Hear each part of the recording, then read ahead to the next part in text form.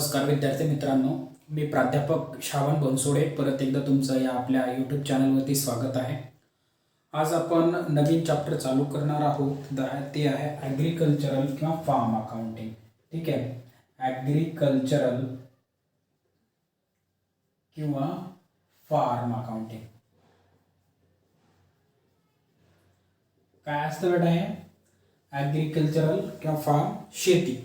ठीक आहे, शेतीसाठीचं जे काही मोठे जे शेतकरी असतात, जे कमर्शियल शेतकरी असतात, ते जास्त करून हे अकाउंटिंग प्रिपेअर करत असतात, बनवत असतात. शक्यतो आपल्या इंडियामध्ये जेवढे काही आपले फार्मर्स आहेत तेवढे मेजॉरिटी जे आहे ते इलिटरेट आहेत किंवा कमी शिक्षित आहेत.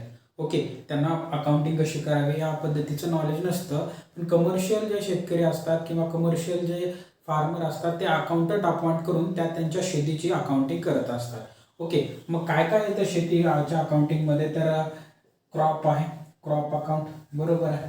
जर पिकाचे संबंधित असणार अकाउंट. दुसरं आहे केटल अकाउंट. केटल जे शेतीसोबतच जोडधंदा म्हणून दुधाचा व्यवसाय करत असतात, दुग्ध व्यवसाय करत असतात, तर ते केटल अकाउंट, जनावरांचा अकाउंट. त्याच्यानंतर पुढं कोणतं येतं याच्यामध्ये आणखी अकाउंट आलं तर परत आपलं हे येईल ॲग्रिकल्चरल क्रॉप. त्याच्यानंतर पुढं नंतर जे येईल ते मी पुढे डिस्कसच करेल. पण क्रॉप आणि कॅटल अकाउंट तर आपल्याला पाहायचंच आहे. ओके, तर ॲग्रिकल्चरलमध्ये शेतकरी जो आहे तो एखादा कमर्शियल शेतकरी अकाउंटंट अपॉइंट करून त्या ठिकाणी अकाउंटिंग करत जातो. पण बेसिकली आपल्याला अगोदर टाईप्स ऑफ ट्रान्झॅक्शन माहिती असायला पाहिजे. ट्रान्झॅक्शनचे प्रकार, टाइप्स ऑफ ट्रान्झॅक्शन. ओके, किती असणार आहेत रे बेटा? एक असतं on the basis of cash, दुसरा on the basis of credit, आणि तिसरं असतं बार्टर, जे की सध्या लोप पावत चाललेलं ट्रान्झॅक्शनचा प्रकार आहे. आणि फार्म अकाउंटिंग शक्यतो फार्म कुठं असते? गावखेड्यामध्ये. आणि बार्टर सिस्टम सुद्धा कुठं चालू राहते? गावखेड्यामध्येच बार्टर सिस्टम चालू राहते. कॅश म्हणजे पैसा दिला, माल घेतला, व्यवहार संपला. दुसरं आहे क्रेडिट ट्रान्झॅक्शन. आपण फ्युचरमध्ये पैसा देण्याचं त्याला मान्य केलं, माल घेतला, व्यवहार संपला, फ्युचरमध्ये पैसा दिला. बार्टर सिस्टम म्हणजे काय बेटा? बार्टर सिस्टम म्हणजे तुम्ही एका गुड्सच्या बदल्यामध्ये दुसरी गुड्स देताय. ओके, गावामध्ये चलतं हे, एका गुड्सच्या बदल्यात दुसरी, एक्सचेंजिंग ऑफ ॲग्रिकल्चरल प्रोडक्ट. ठीक आहे, एक्सचेंज करतात, गव्हाच्या बदल्यामध्ये तांदूळ देणं. ठीक आहे, गहू जेवढ्या किमतीचे आहेत तेवढ्याच तांदूळ किमतीचे एकमेकांमध्ये ट्रान्सफर करणं हे बार्टर सिस्टम. किंवा दिवसभर कामाला लावणं आणि त्याला पैसे न देता ॲग्रिकल्चरल प्रोडक्ट देणं. ठीक आहे, गहू दिले, तांदूळ दिले, ज्वारी दिली, व्हॉटएव्हर काही का देणं, पण दिवसभर काम करून घेतलं, त्याला काय दिलं? पैसे न देता त्या ठिकाणी त्याला ॲग्रिकल्चरल प्रोडक्ट दिलं, ते असणार आहे बार्टर सिस्टम. ओके, तर हे लक्षात ठेवा. There are 3 types of transaction: cash, credit and barter system. बार्टरमध्ये एक्सचेंजिंग ऑफ गुड्स और सर्व्हिसेस एक्सचेंज केला जातं. ओके, तर wages paid in kind of cash. Wages जर आपण कॅशमध्ये दिलं तर एकच इफेक्ट होईल, बट वेजेस जर आपण या ठिकाणी कशामध्ये दिली? ॲग्रिकल्चरल प्रोडक्टमध्ये दिली. वेजेस तर झाले, एक्सपेन्सेस तर झालाय, पण ॲग्रिकल्चरल प्रोडक्ट सुद्धा गेले. या ठिकाणी कॉन्ट्रा एंट्री होते. ओके, कॉन्ट्रा एंट्री कशी होईल? गुड्स गेले, कोणत्याही कारणाने जर आपल्या बिझनेसमधून goods goes out from the बिझनेसच्या बाहेर जात असतील तर ते क्रेडिट साईडला रेकॉर्ड करावं लागेल. आणि वेजेस आपल्यासाठी एक्सपेन्सेस आहे, एक्सपेन्सेस आपण कुठे लिहितो? डेबिट साईडला. झालं कॉन्ट्रा एंट्री. दोन्ही साईडला इफेक्ट होतो कॉन्ट्रा एंट्रीचा. Okay, done. तर सोपी अकाउंटिंग आहे. जे आपण पूर्वीचे अकाउंटिंग करत होतो तेच आहे, बाकी काही चेंज नाही. जिथं चेंज असेल तिथं मी सांगणार आहे, जसं की इथं आला होता. ठीक आहे, तेवढं लक्षात ठेवा. चला, तर सुरुवातीला ओपनिंग स्टॉक. ओपनिंग स्टॉक कुठं असतो? अगदी लुकास पॅसिओलीनं शोध लावला तेव्हापासून ओपनिंग स्टॉक डेबिटलाच टाकलाय. आता सुद्धा डेबिटला टाकावं लागतं. लिहा डेबिटला. बरं, त्याच्या अगोदर क्वेश्चन स्क्रीन समोरील क्वेश्चन बघा. ओपनिंग स्टॉक सांगितलं आहे. बरं, आधी आपण क्वेश्चन डिस्कस करूया. From the following particulars prepare crop account. काय प्रिपेअर करायचंय? क्रॉप अकाउंट प्रिपेअर करायचंय. डेबिट पर्टिक्युलर्स रुपीज क्रेडिट साईडचं. ठीक आहे, ओपनिंग स्टॉक सांगितलं. ओपनिंग स्टॉक अगदी पूर्वीपासून डेबिटला असतं, आता सुद्धा डेबिटला टाकायचं. मग ओपनिंग स्टॉक कशाचा सांगितलाय? व्हीट, सीड्स आणि फर्टिलायझर. व्हीट म्हणजे गहू, सीड्स म्हणजे बी बियाणं, फर्टिलायझर्स म्हणजे खतं. या गोष्टीचा ओपनिंग स्टॉक. शेती आहे, ॲग्रिकल्चर आहे, फार्म आहे. तर या गोष्टीचा ओपनिंग स्टॉक असणार आहे. ओपनिंग स्टॉक डेबिटला. परचेस, आपण काय काय परचेस केलं, ज्या ज्या गोष्टी परचेस केल्या परचेस डेबिटलाच टाका. परचेस काय केलं, सीड्स आणि फर्टिलायझर्स, खतं, बी बियाणं हे परचेस केलं. Then wages, wages paid in cash डेबिटला टाका. दुसरी सांगितले wages paid in kind of wheat, दिवसभर त्या व्यक्तीकडून किंवा जे काही तुमचं टर्म असेल त्या पिरियडमध्ये पूर्ण वेजेस मिळून जे आहेत काम करून घेतलं, बट कॅशमध्ये न देता त्याला ॲग्रिकल्चरल प्रोडक्ट दिलं. ॲग्रिकल्चरल प्रोडक्ट कोणतं दिलं, व्हीट दिलं, गहू दिले. काम तर झालंय, एक्सपेन्सेस तर झालाय, डेबिटला टाका. Expenses wedges paid in kind of wheat, आणि त्या किमतीचे तेवढ्या किमतीचे तुमच्या बिझनेसमधले गुड्स, आता बिझनेस म्हणजे आपला फार्मच आहे, त्याच्यातून गुड्स बाहेर गेले, कोणत्याही कारणानं तुमच्या बिझनेसच्या बाहेर गुड्स जात असेल तर इट शुड बी क्रेडिटेड, क्रेडिटला टाकून द्यायचं आहे कॉन्ट्रा एंट्री म्हणून. नेक्स्ट आहे सेल्स. सेल्स आपल्याला माहित आहे पूर्वीपासून सेल्स क्रेडिटला, आता सुद्धा क्रेडिटला टाकून द्या. व्हीट कन्झ्युम्ड बाय ओनर, ओनरनं स्वतःच्या शेतामधले गुड्स स्वतःसाठी कन्झ्युम केले. It is treated as a drawing, drawing म्हणून ट्रीट केलं जातं. आणि ड्रॉइंग म्हणजे काय, दुसरं तिसरं ड्रॉइंग करत नाही, तर किमती तेवढ्या किमतीची वस्तू शेतामधले तो स्वतः कन्झ्युम करतो, स्वतःसाठी यूज करतो. जर बिझनेसचा मालक स्वतःच्या बिझनेसमधले गुड स्वतः यूज करत असेल तर ते असतं ड्रॉइंग. आणि ड्रॉइंग कुठे लिहितो आपण, ट्रेडिंगच्या क्रेडिटला. आता सुद्धा ट्रेडिंगच्या क्रेडिटलाच लिहायचंय. नेक्स्ट आहे depreciation on farm machinery. Depreciation आहे, इनडायरेक्ट एक्सपेन्सेस आहे, डेबिटला टाकून द्या. आणि शेवटी क्लोजिंग स्टॉक. क्लोजिंग स्टॉक पूर्वीपासून क्रेडिटला टाकतोय, आता सुद्धा क्रेडिटला टाका. लिहा टू ओपनिंग स्टॉक. काय काय दिले बेटा ओपनिंग स्टॉक मध्ये, व्हीट, सीड्स, फर्टिलायझर. काय काय आहे, व्हीट, सीड्स आणि fertiliser. Okay, wheat how much, 10,000, 2,000, 4,000. 10,000, 2,000 and 4,000. Then पुढे काय सांगितलं, परचेस सांगितलं. परचेस कुठं असतं, डेबिटला लिहा. डेबिटला परचेस काय काय केलं, सीड्स एक परचेस केले त्यांनी, शेतकरी आहे, शेतकरी माणूस सीड्सच परचेस करणार. आणि फर्टिलायझर्स, खत एक परचेस केले.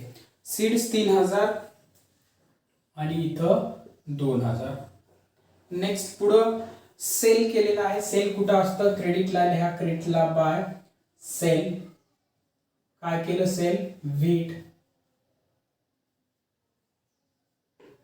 शेतकरी गव्हाचा दिसतोय, 75,000, 75,000 रुपये. ओके, त्याच्यानंतर वेजेस आहे. वेजेस कुठे लिहिणार, डेबिटला लिहा. टू वेजेस, याच्यामध्ये पेड इन कॅश, कॅशच्या स्वरूपात किती दिलं तर 8,000, 8,000.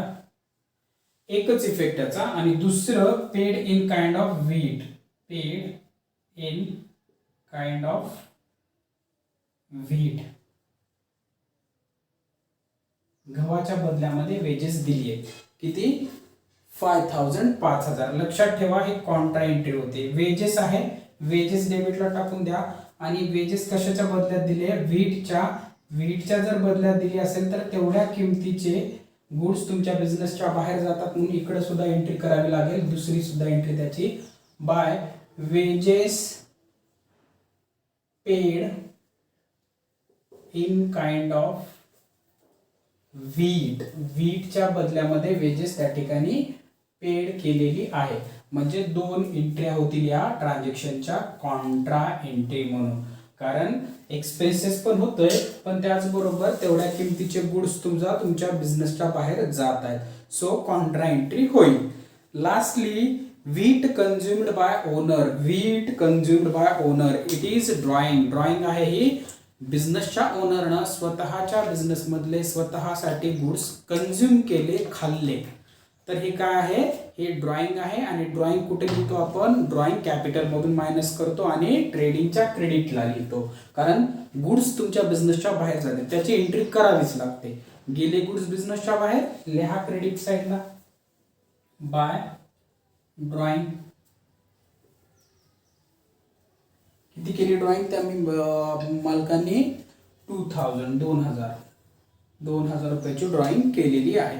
नेक्स्ट पुढे आहे बेटा डेप्रिशिएशन. डेप्रिशिएशन कुठं असतं पूर्वीपासून, जे लुकास पॅसिओली पासून चालत आलेले डेप्रिशिएशन ते इनडायरेक्ट एक्सपेन्सेस आहे आणि एक्सपेन्सेस डेबिटलाच टाकतो. लिहा डेबिटला to depreciation on farm machinery.